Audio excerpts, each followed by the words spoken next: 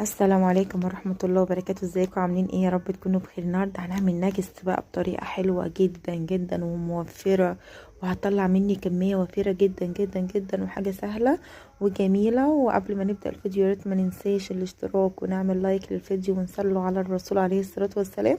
ونبدأ بسم الله كده ونشوف عملنا الناجتس التحفة ده ازاي.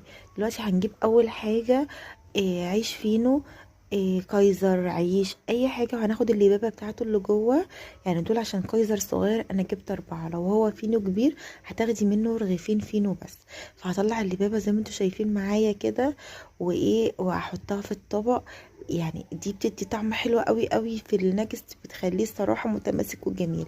فانا دلوقتي طلعت اللبابه زي ما انتوا شايفين معايا كده، وهحطها بقى في الطبق. وهجيب هجيب بقى سقسقة مية كده، يعني بصوا انا حطيته. هجيب بقى بالمعلقة الصغيرة كده،